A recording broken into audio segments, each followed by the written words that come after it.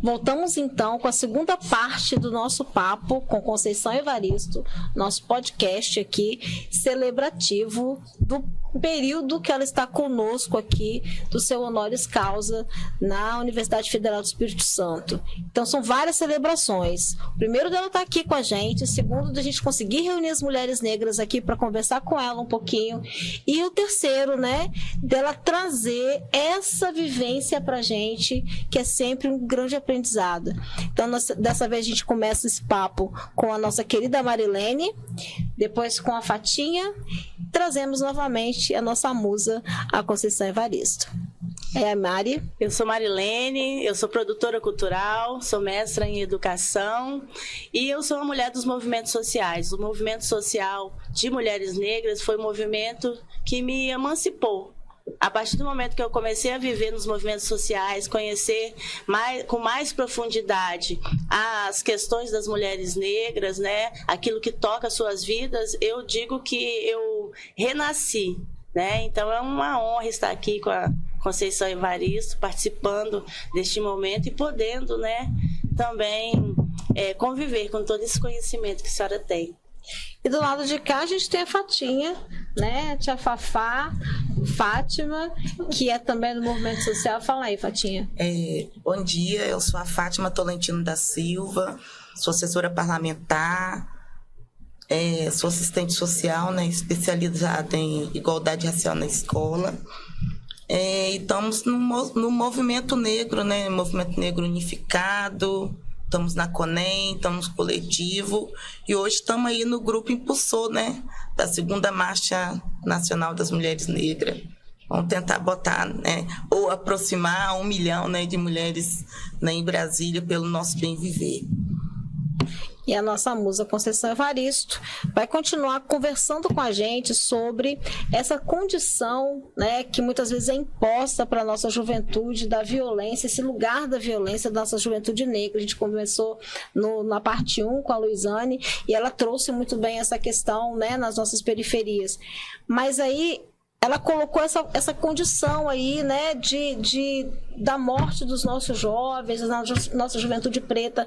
Como é que é isso, né, Conceição? Você se inspira nesse processo também para poder trazer suas poesias, a sua literatura, ela também traz esse contexto. Como é que você pensa isso, assim, para deixar para os nossos jovens? Como é que a gente pode enfrentar isso nas nossas periferias? Como é que você pensa isso? Bom, eu acredito que, na verdade, é uma juventude também que se deixa morrer, e isso é o mais grave, né? Porque se você se deixa morrer, se você não tem uma perspectiva de vida, é como se você facilitasse a morte. A gente vê essa juventude facilitando, deixando essa morte chegar. E eu acho que não é algo para que se vença de uma hora para outra, porque eu acho que numa sociedade capitalista há corpos que sobram. E, ao mesmo tempo, a gente lamenta porque são corpos produtivos, né? O corpo negro, ele foi sempre um corpo produtivo, né? Os nossos corpos ergueram essa nação através do trabalho. Então, eu acho que cada jovem que morre é um pedaço da nação também que vai deixar de estar. Eu, até como professora, eu acredito muito no papel da educação.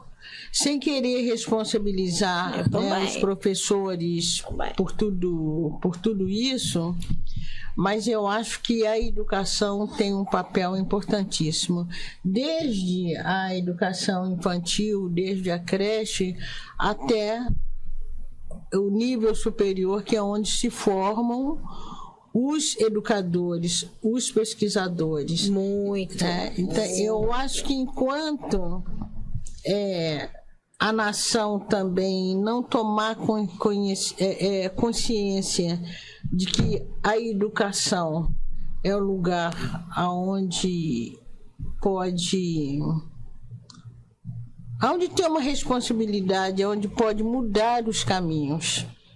Mas isso não tem que começar cedo e urgente. Sim. Mari, como é que você pensa isso? Qual questão que você traz assim para contribuir nessa conversa nesse momento? Quando a Conceição coloca, né, da própria essência do jovem negro, de saber o seu lugar, de saber que ele pode lutar, né, por uma condição de vida melhor, mas não uma condição, como a própria Conceição colocou no primeiro bloco, não é uma condição de consumo, mas uma condição de ser de direito, de social, né, ser de poder contribuir. E isso faz muito com as nossas invisibilidades, né? As mães que foram invisibilizadas, as questões da família que não foram trabalhadas porque a sociedade quis invisibilizar, a sociedade não quis discutir. Isso também afeta muito os nossos jovens. A falta de perspectiva também vem desse contexto social que não deu essa oportunidade de um livre pensar, de buscar uma perspectiva,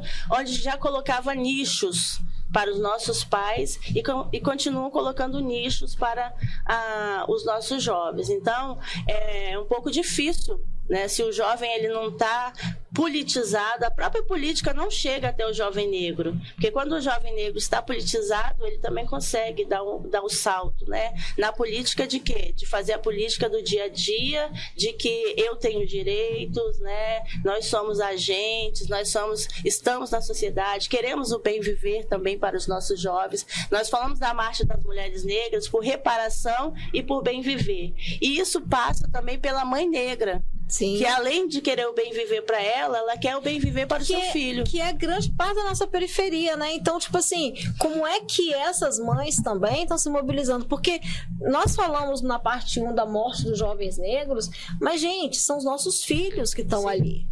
Né? Então, tipo assim, quando morre um jovem negro, morrem várias crianças e nossos corações estão juntos daquilo ali. Então, como é que a gente está se juntando, né, Fatinha? Você também trabalha diretamente com isso, com toda essa mobilização em todos os sentidos, né, nos bairros, nos movimentos que você também participa. Como é que você traz essa questão? Então, eu trago essa questão a partir do protagonismo, né, do espaço de dor dessas mulheres.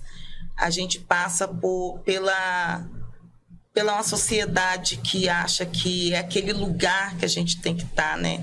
Que o nosso jovem negro tem que estar naquele espaço da marginalidade, tem que estar naquele espaço de morte, tem que estar nos mapas, né? Mapas da violência. E aí o nosso trabalho é tirar exatamente a gente desse mapa, né? Morreu tanto jovem negro, né? E aí a gente percebe assim, se está morrendo, a maioria que está morrendo são jovens negros, então a maioria que está ficando órfã sem seus filhos são as mulheres negras. E como essas mulheres são assistidas, né? Como esse apoio psicológico, jurídico, né? Porque praticamente a maioria das mortes desses jovens não tem justiça. Sim. Né? Porque as mães não conseguem acompanhar. É simplesmente um corpo caído no chão, né? É um corpo preto e um corpo caído no chão. É só mais um. Então a gente precisa trazer para a nossa sociedade que aquele corpo que tombou, né, através daquela arma que a gente ajudou a comprar, porque quando a gente paga imposto e a segurança pública vem e tomba os nossos filhos negros, a gente ajudou a comprar. Então a gente é só mais um. É um menino do tráfico. Só entender que aquele menino que está no tráfico, ele tem uma mãe, ele tem uma família. E quando nós, mulheres negras, né, quando a senhora traz para nós, né, as vozes, né, da minha mãe, da minha avó, né, da minha filha, geralmente a gente não tem essas mães negras contando a história, né, porque elas não... conversava com a Luizane lá fora, a gente tanto em 80 lutava assim, pela infância viva. Aí nós deixamos a criança crescer e hoje a gente fala da juventude viva. Então a gente precisa de trazer que a sociedade deixou viver, mas deixa de ter lazer, deixa de ter educação, que a gente chegue nesse espaço, né? Ontem o reitor falava, abrimos 2 vagas, né, para indígenas, para lá, né? Abrimos 2 vagas para indígena, abrimos vaga para o negro, é pouca, em vista da imensidão de juventude negra que está aí ociosa. Entrou pela política de cotas, qual a permanência, né, dessa juventude negra? Então, assim, às vezes a gente fala assim, tem a oportunidade, abre-se oportunidade para que, de fato, a população negra né, esteja em outros mapas. Os mapas, olha quantos jovens negros alcançaram, né? Quantos passaram. Eu acho que é isso que a gente busca, né? Quando a gente fala o bem viver, é nesse sentido. E aí, Conceição? Vamos tentar sintetizar agora. Agora está com a bomba nas mãos. Como é que a gente faz aí? Porque ela vai tentar pensar um pouquinho sobre isso e a gente também vai tentar consolidar um pouco mais. Olha, eu acho que a gente também não pode perder a noção, ou talvez a gente compreender a noção que esse é um processo histórico, né? A formação do Brasil é uma formação sobre a violência, em cima da violência. A gente fala muito de uma violência de hoje, mas essa violência é um país que se erige em cima de um trabalho escravizando as pessoas e cometendo também um genocídio, uma invasão contra os povos primeiros da terra. Então, me parece que é o Darcy Ribeiro que dizia que a gente tem que o brasileiro tem a violência no DNA. Mas, apesar de tudo, né, eu acho que a gente é um povo de resistência. Sim. É um povo de resistência. Lógico que a dor está aqui, nós estamos localizados na dor e a literatura. Você estava falando isso, eu estava pensando muito no conto que está em Submissas Lágrimas de Mulheres. A dor, ela nos mobiliza muito. Mas eu acho, até para um suporte emocional, pensando já no padecimento nosso também, as nossas questões, a nossa saúde, né, emocional, mental, a gente precisa também buscar essa positividade. E eu vou dizer, o que eu vivi esses dias, o que eu estou vivendo é de uma positividade muito grande, né? Você vê aquele auditório lotado, de cima a embaixo, né? E bastante jovens negros, né, que estão aí estudando, que estão pesquisando, que estão comprometidos. Por exemplo, lá no Rio de Janeiro, é triste dizer isso, mas a morte de Marielle colocou muitas mulheres negras na política, entende? Colocou muitas, não, convocou outras mulheres negras na política, né? Convocou, inclusive, mulheres lésbicas, mulheres trans. Então, eu acho que, ao mesmo tempo que há essa realidade da morte, do sofrimento, da angústia, mas há também esse levante, né? Esse desejo de se agarrar à vida, né? Essa luta. Então, eu acho até para nos alimentar, nos deixar em pé, para continuar essa luta, a gente tem que também de buscar esse dado e saber que somos nós que construímos a nossa resistência. Porque hoje, quando tem esse sistema de ações afirmativas, o sistema de cotas, nada nos chega gratuitamente. Nada, né? Vem gratuitamente. Nada, né? É sempre uma exigência, um construir. Eu não tenho dúvida nenhuma, né, que esse título honoris causa que eu recebi, isso foi criado no coletivo. Histórico, e as primeiras pessoas a pedir, a sugerir, foram professoras negras. Então, eu volto à questão da sororidade é um termo também que a gente acaba copiando uma palavra de origem europeia, né? Sim. Então, vamos pensar em malungo, né? Eu acho que há uma malunguidade.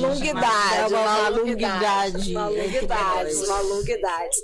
Gente, nós terminamos então esse segundo bloco, essa segunda parte, falando de malunguidades. E essas malunguidades vão encontrar com a gente agora no terceiro bloco, né? Quando a gente for falar um pouco mais sobre essa questão de nós mulheres nos unirmos sobre todas as nossas dores e principalmente sobre as grandes possibilidades que temos.